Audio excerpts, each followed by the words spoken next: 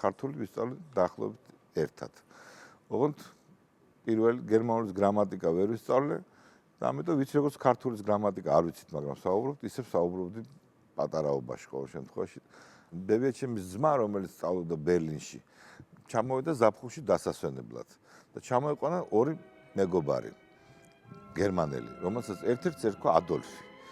და ამ ადოლფს მოეწონა ჩემი ბებიაჩემის მეგობარი ქალბატონი თამარი და 3 დღის განმავლობაში სეირნობდნენ ქალაქ ქუთაისში ბახში. წავიდა ეს ადოლფი და დარჩა ქალბატონი თამარა თავისთავად, როდესაც შეიცვალა ცხოვრება, ბოლშევიკები მობრძანდნენ მერე ჯერ პირველად გადაასახლეს, უბრალოდ მეორედ უკვე ომის შემდეგ ვიღაცამ თქვა, რომ ეს ადოლფის შეყვარებული იყო.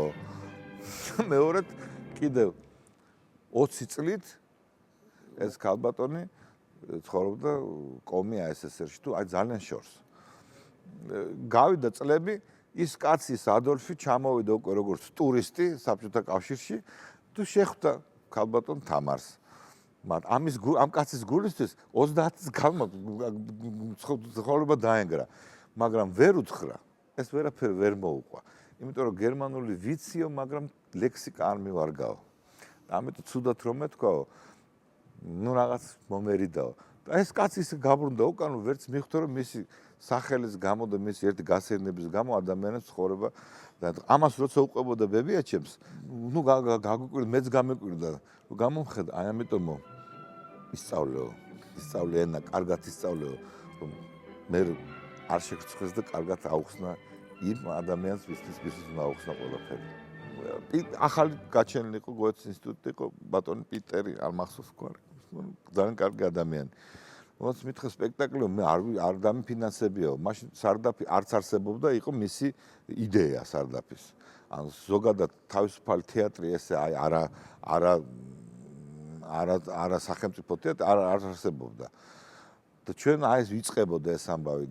მაშინ მითხა მე დაგაფინანსებთო, მაგრამ ვინახართ რო არ ვიცი როგორ დაგაფინანსო.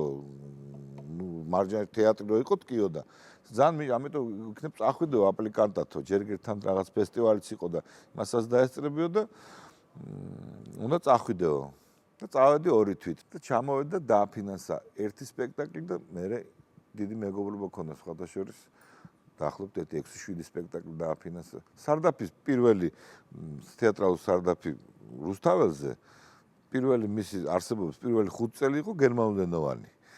იმიტომ რომ ერთადად გოეთეს ინსტიტუტი გვეხმარებოდა და ამიტომ შეიძლება ითქვას, რომ თეატრალური სარდაფის ერთ-ერთი დედამთავარი გოეთეს ინსტიტუტია. Ich ging im Walde so für mich hin und nicht zu suchen, das war mein Sinn. ლექსის დასაწყისი.